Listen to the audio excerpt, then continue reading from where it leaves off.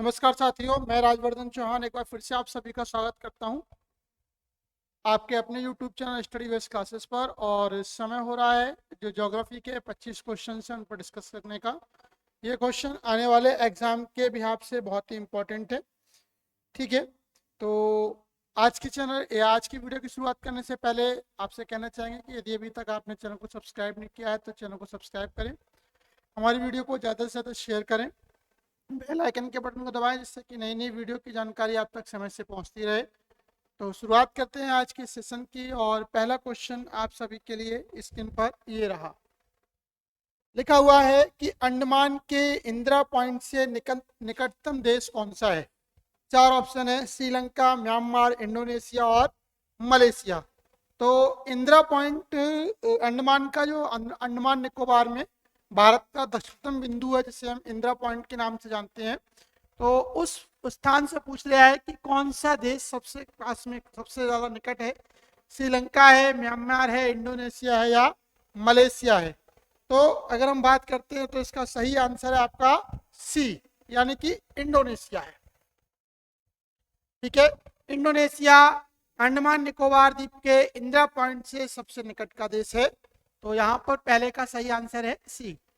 Description देखिएगा, Indonesia Andaman और निकोबार द्वीप समूह का सबसे निकटतम देश है।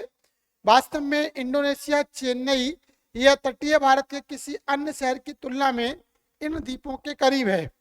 इंडोनेशिया के उत्तरी सिरे पर इंदिरा पॉइंट है।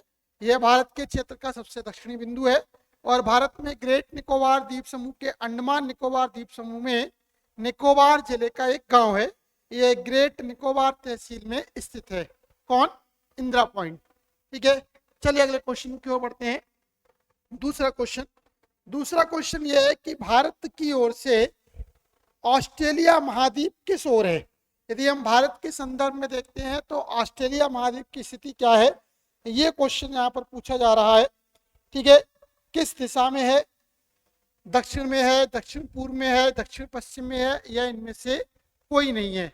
तो यदि हम ऑस्ट्रेलिया की स्थिति को देखते हैं तो ये भारत से दक्षिण पूर्व की दिशा में आता है। किस दिशा में आता है? दक्षिण पूर्व की दिशा में आता है। ठीक, ऑस्ट्रेलिया एक महाद्वीप है। दुनिया में कहता है कि अगर हम बात करते हैं सबसे ज़्यादा आबादी वाले देशों की तो ऑस्ट्रेलिया का स्थान भी उसमें आता है। ये चौथे नंबर का देश है। और अगर हम क्षेत्रफल की बात करते हैं तो ऑस्ट्रेलिया जो महाद्वीप है वो दुनिया के सबसे बड़े 7 क्षेत्रफल वाले देशों में भी शामिल किया जाता है। भारत में ऑस्ट्रेलिया महाद्वीप दक्षिण पूर्व की ओर है। ऑस्ट्रेलिया महाद्वीप भारत के दक्षिण पूर्व में है। भारत एशिया महाद्वीप के देशों में से एक है। अगर भारत की स्थिति पूछी जाती है तो भारत की स्थिति क्या है? एशिया महाद्वीप का एक देश है। पूछा जाता है कि कौन सा देश एक महाद्वीप भी है और एक कंट्री भी है, तो ऑस्ट्रेलिया एकमात्र ऐसा देश है जो अपने आप में एक महाद्वीप भी है और एक देश भी है। चलिए क्वेश्चन नंबर 3 की ओर बढ़ते हैं। क्वेश्चन नंबर 3 देखते हैं क्या है। क्वेश्चन नंबर 3 कह रहा है कि कर्क रेखा नहीं गुजरती है। ठीक है, यदि आप ग्लोब की स्थिति का अध्ययन करते हैं, ग्लोब को यदि आप देखते हैं तो ग्लोब पे कुछ इस तरीके से आपको यदि आप ग्लोब का अध्ययन करेंगे तो ग्लोब के बीचों बीच से एक रेखा गुजरती है जिसे हम काल्पनिक रेखा बोलते हैं। ये ग्लोब पर खींची गई काल्पनिक रेखाएं हैं। और इस रेखा का जो नाम दिया गया वो क्या है? इस रेखा का दिया गया नाम क्या है? भूमध्य रेखा। ठीक है, भू के मध्य से खींची गई रेखा। ठीक है, जिसे हम विषुवत रेखा भी कहते हैं। अगर हम इसके ऊपर देखते हैं तो 2 और रेखाएं हैं, समानांतर रेखाएं हैं जो कर्क और मकर रेखा के नाम से जानी जाती हैं। तो क्वेश्चन ये पूछा जा रहा है कि कर्क रेखा कहां से नहीं गुजरती है? भारत से, म्यांमार से, बांग्लादेश से या ब्राजील से। यदि हम ऊपर की स्थिति की बात करते हैं तो कर्क रेखा है और नीचे आपकी मकर रेखा है। तो कर्क रेखा कहां से नहीं गुजरती है? कर्क रेखा भारत के 8 राज्यों से गुजरती है। यदि भारत से गुजरती है तो म्यांमार पड़ोसी देश है तो वहां से भी गुजरती होगी। बांग्लादेश भारत का ही एक अंग था तो वहां से भी गुजरती होगी। यहाँ पर ब्राजील एक ऐसा देश है जहां से कर्क रेखा नहीं गुजरती है। ठीक है, कहां से नहीं गुजरती है? ब्राजील से। भूमध्य रेखा के 23.5 डिग्री उत्तर में पृथ्वी के अक्षांश के समानांतर है। कौन सी? कर्क रेखा। यह उत्तरी ग्रीष्म संक्रांति या दक्षिणी शीतकालीन संक्रांति प्रत्येक वर्ष 21 जून के आसपास पर सूर्य 23.5 डिग्री के अपने सबसे उत्तरी गिरावट पर पहुंचता है। इस समय कर्क रेखा पर एक पर्यवेक्षक के लिए सूर्य सीधे ऊपर की ओर होता है। चीन में ठंडे उच्च भूमि क्षेत्रों को छोड़कर, पूर्वी तटीय क्षेत्रों को छोड़कर कर्क रेखा पर जलवायु आमतौर पर गर्म और शुष्क होती है। ठीक है, कर्क रेखा पर या उससे सटा सबसे ऊंचा पर्वत ताइवान में युशान है। अगर अगला सीमा आता है, कर्क रेखा भारत के 8 राज्य गुजरात, राजस्थान, मध्य प्रदेश, छत्तीसगढ़, झारखंड, पश्चिम बंगाल, त्रिपुरा और मिजोरम से होकर गुजरती है। कर्क रेखा 16 देशों से होकर निकलती है। अल्जीरिया, नाइजर, लीबिया, मिस्र, सऊदी अरब, संयुक्त अमीरात, ओमान, भारत, बांग्लादेश, म्यांमार, चीन, ताइवान, मैक्सिको, बहामास, मॉरिटानिया और माली, यह कई अन्य देशों के बीच मैक्सिको, ठीक है, उत्तरी अमेरिका, म्यांमार, एशिया, भारत से भी गुजरता है। यह ब्राजील से नहीं गुजरती है। कौन सी रेखा? कर्क रेखा। चलिए क्वेश्चन नंबर 4 लिखा हुआ है, भारत में बहने वाली किसी भी नदी का उद्गम नहीं हुआ है। ठीक है, ये थोड़ा सा क्वेश्चन यहाँ पर मिसप्रिंट है, नदी का नाम नहीं दे रखा है। क्वेश्चन ये कुछ इस तरीके से है। क्वेश्चन ये है कि जो भारत में बहने वाली ब्रह्मपुत्र नदी का उद्गम कहाँ से हुआ है, क्वेश्चन ये है। ठीक है, क्वेश्चन ये है कि भारत में बहने वाली ब्रह्मपुत्र नदी, यहां पर आपका है ब्रह्मपुत्र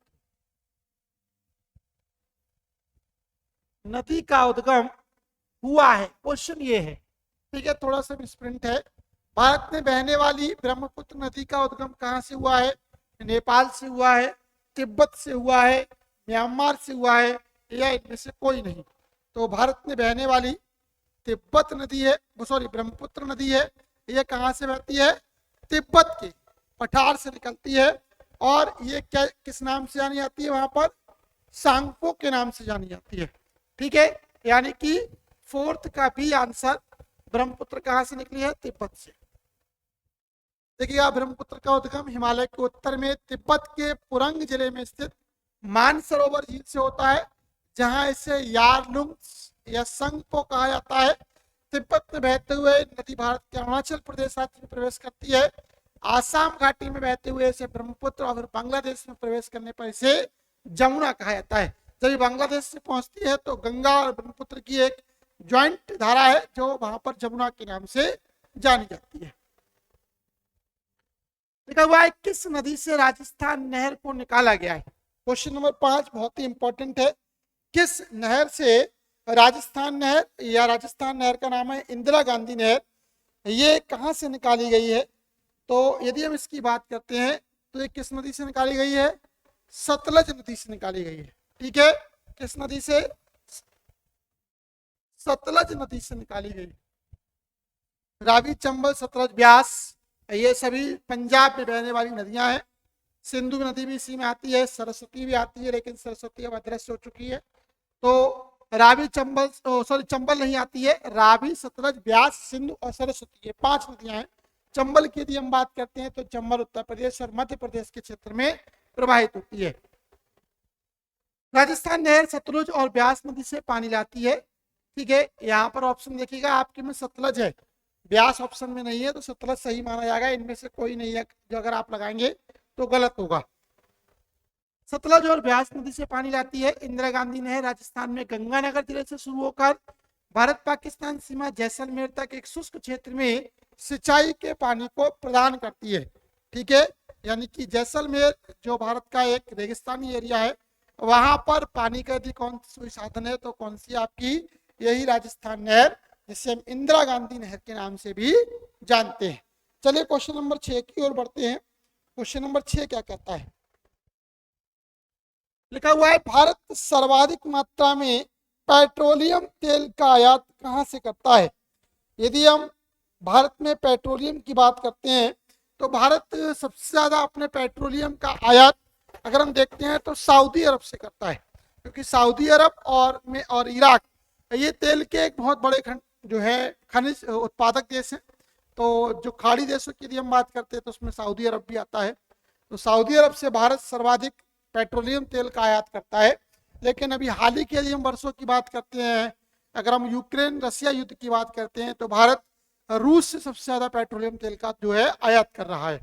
ठीक है, उसने अपने जो आयात की क्षमता है वो रूस से, क्योंकि रूस के साथ जो कहा जाता है कि जो लेन देन है वो किस में हो रहा है, वो इंडियन करेंसी में हो रहा है। इसीलिए भारत रूस के तेल का सबसे बड़ा आयातक देश है। ठीक है, तो भारत वर्तमान की यदि बात करते हैं, क्वेश्चन के अनुसार यदि हम बात करते हैं, तो पश्चिम एशिया में किससे, इराक और सऊदी अरब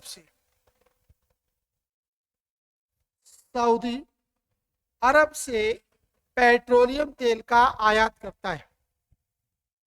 डिस्क्रिप्शन देखिएगा, भारत पश्चिम एशिया के देशों से सर्वाधिक मात्रा में पेट्रोलियम तेल का आयात करता है। भारत अपना अधिकांश तेल पश्चिम एशिया से आयात करता है, जिसमें इराक और सऊदी अरब प्रमुख देशों में से एक है। लिखा हुआ है, निम्नलिखित में से किस देश का दक्षिण एशियाई क्षेत्र में जनसंख्या का घनत्व सबसे अधिक है।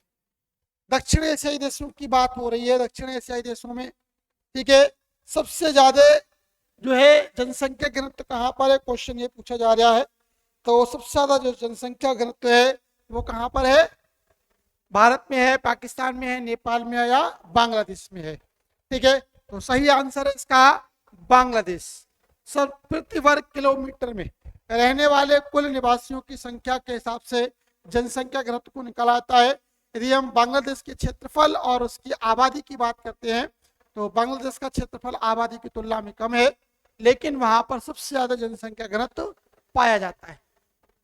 देखिएगा, बांग्लादेश का जनसंख्या घनत्व 11 से 16 व्यक्ति प्रति वर्ग किलोमीटर है, यानी 1116 व्यक्ति यहाँ के प्रति वर्ग किलोमीटर में निवास करते हैं। यदि दो छोटे शहरी देशों को छोड़ दें तो बांग्लादेश का जनसंख्या घनत्व विश्व में सर्वाधिक है। ठीक है, विश्व में सर्वाधिक है। भारत का सर्वाधिक वैश्विक व्यापार इन मार्गों से होता है। क्वेश्चन दे रखा है, सर्वाधिक वैश्विक व्यापार कहां से होता है, स्वेज नहर से होता है, पनामा नहर से होता है, केप ऑफ गुड होप से होता है, और ए एंड बी दोनों ऑप्शन। तो यदि हम भारत के सर्वाधिक वैश्विक व्यापार की बात करते हैं, तो भारत का सर्वाधिक वैश्विक व्यापार स्वेज नहर से होता है। ठीक है, स्वेज नहर से होता है। पहले ये केप ऑफ गुड होप से हुआ करता था, लेकिन बाद में इस नहर के बन जाने से क्या है, लगभग 7000 किलोमीटर की दूरी बचती है। तो इसलिए सबसे ज्यादा जो निर्यात व्यापार होता है वो किससे होता है, स्वेज नहर। भारत यूरोप, उत्तरी अमेरिका और दक्षिण अमेरिका दोनों मार्गों केप ऑफ गुड होप और स्वेज नहर के माध्यम से जुड़ा हुआ है। 1869 में स्वेज नहर के खुलने के बाद से भारत और यूरोप के बीच की दूरी 7000 किलोमीटर कम हो गई है। यानी भारत सबसे ज्यादा किससे, स्वेज जो नहर है उससे अपना आयात करता है, सॉरी व्यापार करता है। क्वेश्चन नंबर 9 की ओर बढ़ते हैं। भारत में मवेशियों की संख्या सर्वाधिक है, लेकिन भारत किन कारणों से वैश्विक बाजार में गोमांस का निर्यात नहीं करता है। बहुत अच्छा क्वेश्चन है। प्रौद्योगिकी की वजह से, राजनीति की वजह से, धर्म की वजह से या वित्त की वजह से। यदि हम भारत की बात करते हैं तो भारत अपने आप को एक हिंदू राष्ट्र की तरह ट्रीट करता है। अपने भी आप को हिंदू राष्ट्र घोषित नहीं किया है, लेकिन यहाँ पर हिंदुओं की बहुलता है और हिंदुओं में गाय जो है पवित्र पशु है। इसके जो कहा जाता है कि इसका वध करना एक अपराध माना गया है। तो इसीलिए भारत में सर्वाधिक जानवरों की संख्या होने के बावजूद भी ये गौमांस के निर्यात को नहीं करता, क्योंकि गाय धर्म का विषय है और धर्म प्रधान होने के कारण यहाँ पर गाय के मांस का निर्यात नहीं होता। भारत में मवेशियों की सबसे बड़ी संख्या है, लेकिन धर्म के आधार पर भारत वैश्विक बाजार में गोमांस का निर्यात नहीं कर सकता है। ठीक है, चलिए, भारत की मिट्टी की उत्तर से दक्षिण लंबाई लगभग कितनी है। ठीक है, स्थलीय मार्ग की बात पूछ रहा है कि भारत की स्थलीय जो स्थिति है वो बार पूछ रहा है कि उसकी लंबाई कुल कितनी है। ठीक है, यानी कि ये बात पूछ रहा है लद्दाख से कन्याकुमारी तक की। चलिए देखते हैं कि उत्तर से दक्षिण की लंबाई कितनी है। 1800, 2200, 2900, 3200, तो लद्दाख से कन्याकुमारी तक की लंबाई की यदि हम बात करते हैं तो ये लंबाई 3200 किलोमीटर है। कितनी है? 3200, 32 किलोमीटर, 32,000 किलोमीटर, ठीक है, 3200। लद्दाख से कन्याकुमारी तक का उत्तर दक्षिण की सीमा लगभग 3200 किलोमीटर है और अरुणाचल प्रदेश से कच्छ तक पूर्व पश्चिम विस्तार लगभग 2900 किलोमीटर है। अगर हम बात करते हैं ये, तो यदि हम ये आते हैं तो ये 3200 है और यदि हम ये जाते हैं तो ये कितना है? ये लगभग 2900 किलोमीटर है। ऊंचे पहाड़, महान भारतीय मरुस्थल, उत्तरी मैदान, आसमानी आसमान, पठारी सतह और तट द्वीप भू आकृति की विविधताओं को प्रस्तुत करते हैं। चलिए अगले क्वेश्चन की ओर बढ़ते हैं। क्वेश्चन नंबर 11, निम्नलिखित में कौन सी एक भारत और चीन के बीच की सीमा रेखा है? यदि हम चीन और भारत की सीमा रेखा की बात करते हैं तो ये मैकमोहन रेखा के नाम से जानी जाती है। कौन सी रेखा? मैकमोहन। डूरंड रेखा की यदि हम बात करते हैं तो ये भारत और अफगानिस्तान के बीच है। यदि हम रेडक्लिफ रेखा की बात करते हैं तो ये भारत और पाकिस्तान के बीच है। देखिएगा, मैकमोहन रेखा चीन और भारत के बीच की प्रभावी सीमा है और इस रेखा का नाम सर हेनरी मैकमोहन के नाम पर रखा गया, जो ब्रिटिश सरकार के द्वारा संचालित भारत सरकार के विदेश सचिव और शिमला में सम्मेलन के मुख्य वार्ताकारों में से एक थे। क्वेश्चन नंबर 12 की ओर बढ़ते हैं। 12 क्या कहता है? भारतीय मानक समय किस शहर का स्थानीय समय है, यानी कि भारतीय मानक समय किस स्थान से होकर गुजरता है? क्वेश्चन ये है, ठीक है। तो यदि हम इसकी बात करते हैं तो ये इलाहाबाद के नैनी के समीप से होकर गुजरता है। तो यहाँ पर ऑप्शन क्या दे रखे हैं? दिल्ली, इलाहाबाद, लखनऊ और पटना। तो ऑप्शन इलाहाबाद दे रखा है, इलाहाबाद, और इसका वर्तमान नाम जो क्या है? प्रयागराज हो गया है। इलाहाबाद का वर्तमान नाम क्या है? प्रयागराज है और भारत का स्थानीय समय यहीं से लिया गया है, इलाहाबाद के यानी प्रयागराज के नैनी नामक स्थान से। भारतीय मानक समय की गणना उत्तर प्रदेश के मिर्जापुर शहर में 82.5 डिग्री पूर्वी देशांतर के आधार पर की जाती है, जो लगभग इसी देशांतर संदर्भ रेखा पर स्थित है। IST देशांतर 82.5 डिग्री पर आधारित है, जो उत्तर प्रदेश में इलाहाबाद के निकट मिर्जापुर, और मिर्जापुर की जगह क्या है? नैनी से होकर गुजरता है, ठीक है। तो क्वेश्चन नंबर 12 का सही आंसर यहाँ पर क्या दे रखा है? बी होगा। चलिए क्वेश्चन नंबर 13 की बात करते हैं। बड़ा अच्छा क्वेश्चन है। भारत के निम्नलिखित में से किस राज्य में सूर्य की किरणें सबसे जल्दी प्राप्त होती हैं? यदि हम भारत में सूर्योदय की स्थिति का अध्ययन करते हैं, पश्चिम बंगाल, हिमाचल प्रदेश, अरुणाचल प्रदेश है, इनमें से कोई नहीं, तो अरुणाचल प्रदेश जो है उगते हुए सूर्य की भूमि है भारत में। यदि हम भारत की बात करते हैं तो अरुणाचल प्रदेश में सबसे पहले सूर्य का उदय होता है, इसीलिए अरुणाचल प्रदेश में क्या है? सबसे पहले सूरज की किरणें या सूरज की गर्मी प्राप्त होती है। अरुणाचल प्रदेश का एक गांव जिसका नाम है दांग, जहां भारत में सूर्य की पहली किरण का दर्शन होता है, लगभग 4070 फीट की ऊंचाई पर स्थित यहाँ का सौंदर्य देखते ही बनता है। चलिए आगे बढ़ते हैं क्वेश्चन नंबर 14 की ओर। क्वेश्चन नंबर 14 क्या है जरा देखिएगा। लिखा हुआ है, भारत के निम्नलिखित किस क्षेत्र में प्रतिवर्ष औसतन सबसे अधिक वर्षा होती है? यानी भारत में सर्वाधिक वर्षा वाली भूमि कौन सी है? तो भारत में सर्वाधिक वर्षा वाली भूमि की यदि हम बात करते हैं तो वो आती है पूर्वी क्षेत्र, उत्तर पूर्वी क्षेत्र, उत्तरी क्षेत्र या पश्चिमी क्षेत्र, ठीक है। तो भारत का जो उत्तर पूर्वी क्षेत्र है, ठीक है, यहाँ पर एक जगह है चेरापूंजी, ठीक है, मानसराम की यदि हम बात करते हैं, मेघालय की यदि हम बात करते हैं तो वो उत्तर पूर्वी क्षेत्रों में आता है और वहां पर सबसे ज्यादा वर्षा हमें प्राप्त होती है। भारत में मौसिनराम स्थान में सबसे अधिक औसत वर्षा दर्ज की गई है। मौसिनराम या मार्सराम में उपोष्ण कटिबंधीय उच्च भूमि जलवायु है। मौसिनराम में एक औसत वर्ष में लगभग 10,000 मिलीमीटर वर्षा होती है। मौसिनराम उत्तर पूर्वी क्षेत्र में स्थित एक स्थान है, भारत के उत्तर पूर्वी क्षेत्र में स्थित स्थान है। कौन सा? मौसिनराम। क्वेश्चन नंबर 15 की ओर बढ़ते हैं। किसकी विदेश से कोई सीमा नहीं है, यानी किस राज्य की किसी देश के साथ सीमा नहीं लगती है? हिमाचल प्रदेश, त्रिपुरा, गुजरात और उड़ीसा।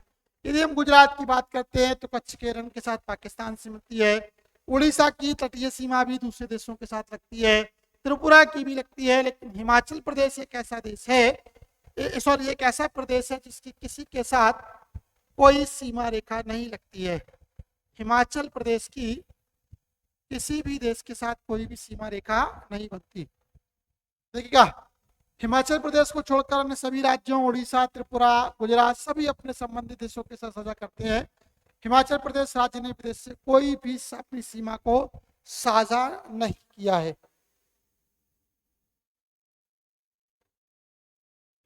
क्वेश्चन नंबर 15 के बाद 16 की ओर बढ़ते हैं। लिखा हुआ है भारत की सबसे पुरानी पर्वत श्रेणियों में से एक है हिमालय, नीलगिरी, अरावली, इनमें से कोई नहीं। तो यदि हम भारत की सबसे पुरानी श्रेणियों की बात करते हैं तो इनमें अरावली एक ऐसा पहाड़ है, अरावली एक ऐसा पर्वत है जो सबसे प्राचीन पर्वतों में से एक है। प्राचीन पर्वत श्रेणी है, इसे अवशिष्ट पर्वत भी कहा जाता है। अवशिष्ट पर्वत का एक उदाहरण कौन सा है? अरावली। दुनिया का सबसे प्राचीन पर्वत, दुनिया के सबसे प्राचीन पर्वत, दुनिया का सबसे प्राचीन पर्वत कौन सा है? दुनिया का सबसे प्राचीन पर्वत अरावली पर्वत है। एक क्वेश्चन और पूछा जाता है कि दिल्ली किस पहाड़ी पर स्थित है? तो यदि हम दिल्ली की बात करते हैं तो दिल्ली इसी पहाड़ी पर, अरावली पहाड़ी की स्थिति पर ही स्थित है। यदि हम राष्ट्रपति आवास की बात करते हैं, रायसीना हिल्स की यदि हम बात करते हैं तो ये अरावली का ही एक भाग है जिस पर क्या है, ये स्थित है।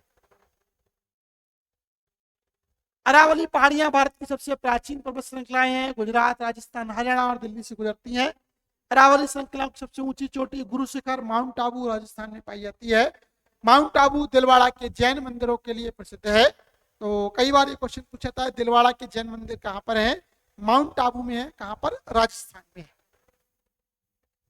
क्वेश्चन नंबर 17 की ओर बढ़ते हैं। क्वेश्चन नंबर 17 क्या है जरा देखिएगा। लिखा हुआ है क्षेत्रफल की दृष्टि से भारत का सबसे बड़ा राज्य कौन सा है? क्षेत्रफल की दृष्टि से यदि हम बात करते हैं तो क्षेत्रफल की दृष्टि सबसे बड़ा राज्य राजस्थान है। ठीक है, कौन सा है? राजस्थान। यहाँ पर उत्तर प्रदेश भी आता है, मध्य प्रदेश भी आता है, राजस्थान भी आता है। जब एमपी का बंटवारा नहीं हुआ था तो एमपी भी एक बड़ा राज्य था, लेकिन यदि हम वर्तमान की बात करते हैं तो राजस्थान देश का सबसे बड़ा क्षेत्रफल की दृष्टि से राज्य है। उत्तर प्रदेश आबादी के मामले में नंबर 1 है। उत्तर प्रदेश आबादी के मामले में नंबर 1 राज्य है। क्षेत्रफल की दृष्टि से भारत का सबसे बड़ा राज्य राजस्थान है। इसका क्षेत्रफल 3,42,239 वर्ग किलोमीटर है। इसके बाद क्रमशः मध्य प्रदेश तथा महाराष्ट्र का स्थान आता है। महाराष्ट्र के बाद यदि हम बात करते हैं तो उत्तर प्रदेश का स्थान आता है। क्वेश्चन नंबर 18 की ओर बढ़ते हैं। लिखा हुआ है 1991 की जनगणना रिपोर्ट के आधार पर निम्नलिखित में से किस राज्य का जनसंख्या घनत्व सर्वाधिक है? 1991 की बात हो रही, जनगणना हुई है 1991 की ली गई है यहाँ पर आंकड़ा। उसके आधार पर पूछा है केरल, पश्चिम बंगाल, बिहार या इनमें से कोई नहीं। यदि हम 1991 की जनगणना को आधार लेते हैं तो बिहार राज्य जो है, बिहार राज्य की जो जनसंख्या है वो सर्वाधिक है, क्योंकि उसके पश्चात फिर ये 1991 के बाद, क्योंकि प्रत्येक 10 वर्ष के अंतराल पर होती है, 2010 में हुई, 1991 के बाद, सॉरी 2000 में हुई, 2001 में, फिर उसके बाद ये 2010-11 में हुई और अब 20 में होनी थी, लेकिन कुछ कारणों की वजह से ये पोस्टपोन हुई और अभी जनगणना 2024 में होगी। बिहार सबसे घनी आबादी वाला राज्य है, 11 से 6 व्यक्ति प्रति वर्ग किलोमीटर। दूसरा सबसे घनी आबादी वाला राज्य पश्चिम बंगाल, 1028 व्यक्ति प्रति वर्ग किलोमीटर है। ठीक है, वहीं शिवहर जिले में ये 1880 के आंकड़े पर पहुंच गया है। राज्य में जनसंख्या घनत्व 2001 में 800, जहां 881 था, वह 10 साल के बाद यानी 2011 में बढ़कर 1106 हो गया है। सॉरी, यहाँ पर ये जो आंकड़ा है थोड़ा सा संशोधित किया जाता है, ये 2011 है, 2011 की बात हो रही है, ये आंकड़ा 2011 का है। ठीक है, ये आंकड़ा 2011 की बात हो रही है। 2011 की जनगणना के आधार पर पूछा गया है कि 2011 की जनगणना क्या रिपोर्ट के आधार पर निम्नलिखित में से किस राज्य का जनसंख्या घनत्व सर्वाधिक है? ठीक है, 2011। फिर बोल रहा हूं 2011 की जनगणना के आधार पर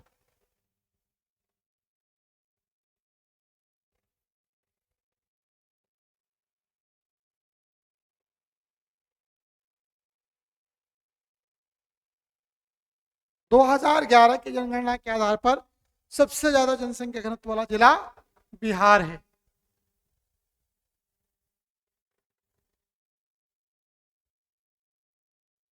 क्वेश्चन नंबर 19 की ओर बढ़ते हैं। क्वेश्चन नंबर 19 क्या है? भारत में प्रशासन की सबसे छोटी इकाई कौन सी है? भारत में प्रशासन की सबसे छोटी इकाई कौन सी है? भारत में प्रशासन की सबसे छोटी इकाई लक्षद्वीप है। ठीक है, भारत में सबसे छोटी प्रशासनिक इकाई लक्षद्वीप। यहाँ पर ये दे रखे हैं सारे केंद्र शासित प्रदेश हैं, तो केंद्र शासित प्रदेशों में पूछा है तो लक्षद्वीप है। लक्षद्वीप भारत का सबसे छोटा केंद्र शासित प्रदेश है और इसका कुल क्षेत्रफल सिर्फ 32 वर्ग किलोमीटर है। लक्षद्वीप अरब सागर में 36 द्वीपों का एक द्वीप समूह है जो मुख्य भूमि के दक्षिण पश्चिमी तट से 200 से 440 किलोमीटर की दूरी पर स्थित है। मलयालम में लक्षद्वीप का अर्थ है 1,00,000 द्वीप। चलिए अगले क्वेश्चन की ओर बढ़ते हैं। क्वेश्चन नंबर 20 की ओर बढ़ते हैं।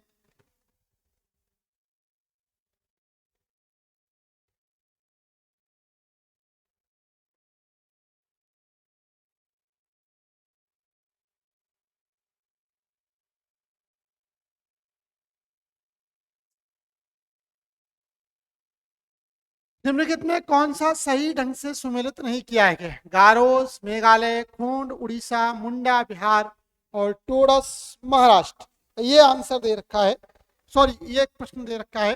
पूछा है कि इनमें सारी जातियां गारो, खोंड, मुंडा और टोड ये जनजातियां हैं। ये जनजातियां कौन कौन से राज्यों में निवास करती हैं? उनका सही क्रम यहाँ पर दे रखा है, एक गलत है। और वो देखिए गारो, गारो खासी की पहाड़ियां मेघालय में है, वहां पर इनकी जनजातियां भी हैं। खोंड एक जनजाति है जो उड़ीसा में निवास करती है। मुंडा एक जनजाति जो बिहार में निवास करती है। टोड जो दे रखी है यहाँ पर महाराष्ट्र में निवास करती है, यही गलत है। टोड महाराष्ट्र में निवास नहीं करती है।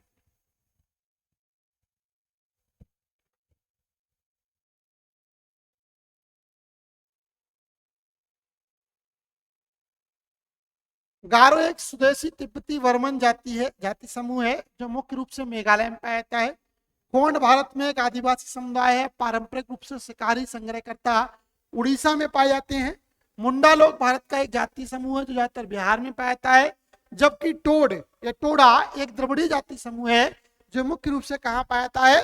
तमिलनाडु में पाया जाता है। जबकि वहां पर क्या दे रखा है? महाराष्ट्र में पाया जाता है। तो सही आंसर था 20 का डी। चलिए क्वेश्चन नंबर 21 की ओर बढ़ते हैं। क्वेश्चन नंबर 21 क्या कहता है? निम्नलिखित में कौन सा समूह मध्य प्रदेश में रहता है?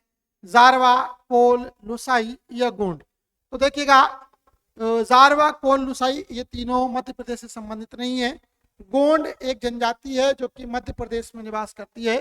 तो सही आंसर यहाँ पर कौन सा है? गोंड। ठीक है, कौन सा है? गोंड मध्य प्रदेश में निवास करती है। गोंड मध्य प्रदेश में रहते हैं। गोंड भारत के सबसे बड़े आदिवासी समूह में से एक है। वहीं लुसाई समूह ज्यादातर मिजोरम और त्रिपुरा में पाए जाते हैं। जबकि जारवा अंडमान समूह में, सॉरी अंडमान जो निकोबार द्वीप समूह है वहां पर निवास करते हैं। क्वेश्चन नंबर 22 की ओर बढ़ते हैं। जिम कॉर्बेट राष्ट्रीय उद्यान किस राज्य में स्थित है? जिम कॉर्बेट राष्ट्रीय उद्यान किस राज्य में स्थित है? गुजरात में है, उत्तर प्रदेश में है, मध्य प्रदेश में है, इनमें से कोई नहीं। तो यदि हम जिम कॉर्बेट राष्ट्रीय उद्यान की बात करते हैं तो ये कहां पर है? कॉर्बेट राष्ट्रीय पार्क, जिम कॉर्बेट, ये आपका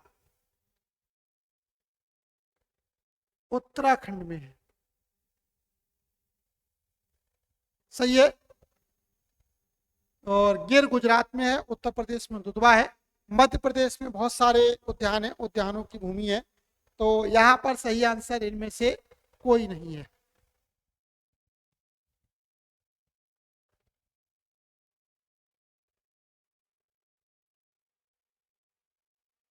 यह उत्तराखंड के नैनीताल जिले के रामनगर के पास स्थित है और इसका नाम जिम कॉर्बेट के नाम पर रखा गया था, जिन्होंने इसकी स्थापना में महत्वपूर्ण भूमिका निभाई थी। बाघ परियोजना पहल के तहत आने वाला यह देश का पहला पार्क था। कौन सा? Jim Corbett. Question number 23,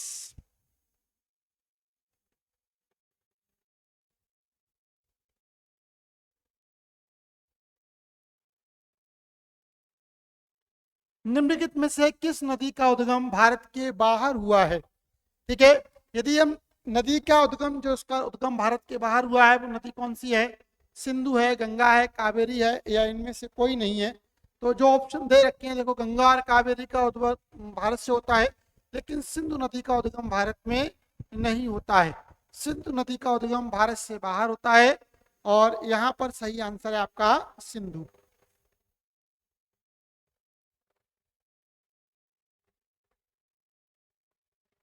Sindhu नदी का उद्गम तिब्बत से हुआ है। यह एशिया की सबसे लंबी नदियों में से एक है, जबकि गंगा उत्तराखंड के गंगोत्री से निकलती है और कावेरी कर्नाटक के ताला कावेरी से निकलती है।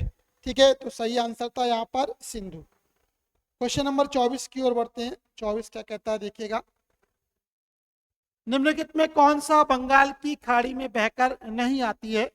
बंगाल की खाड़ी में बहकर आने वाली नदी नहीं है। ठीक है, ब्रह्मपुत्र, कावेरी, नर्मदा, इनमें से कोई नहीं। तो कौन सा बंगाल की खाड़ी में बहकर नहीं आया है? ब्रह्मपुत्र, कावेरी, नर्मदा, और इनमें से कौन सा बंगाल की खाड़ी में बहकर नहीं आया? क्वेश्चन ये है 24। तो क्वेश्चन नंबर 24, बंगाल की खाड़ी में बहकर आने वाली नदी नहीं है।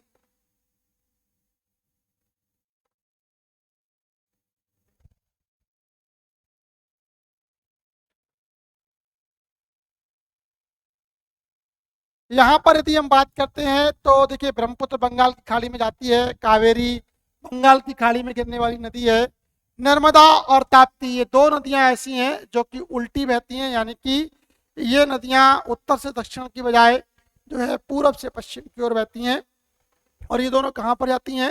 अरब सागर में जाती हैं। तो नर्मदा और ताप्ती इसका सही आंसर होना चाहिए, यानी कि C answer Narmada.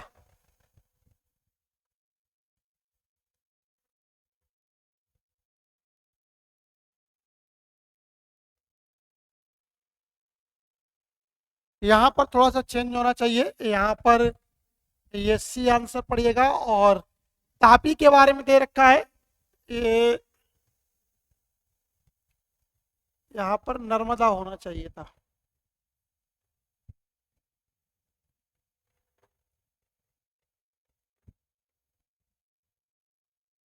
Question number, आज का जो अंतिम क्वेश्चन, क्वेश्चन नंबर 25 है। निम्नलिखित में से कौन सा किसी महासागर में नहीं निकला है? यानी कि कौन सी नदी जो है किसी महासागर में नहीं गिरती? क्योंकि अधिकांश नदियां अपने उद्गम से निकलने के पश्चात किसी न किसी महासागर में विलीन होती हैं। तो यहाँ पर वही क्वेश्चन है कि कौन सी नदी किसी महासागर में विलीन नहीं हुई है? कृष्णा, लूनी, गोदावरी या साबरमती? तो यदि हम इनमें चारों ऑप्शन में देखते हैं तो लूनी नदी जो है वो किसी महासागर में विलीन नहीं होती। लूनी कहाँ पर विलीन होती है?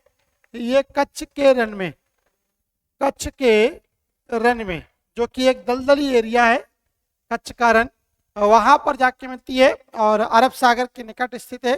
तो अरब सागर की भूमि, अरब सागर का जल जब स्थलीय सीमा में आता है तो वहां पर दलदली स्थिति उत्पन्न कर देता है।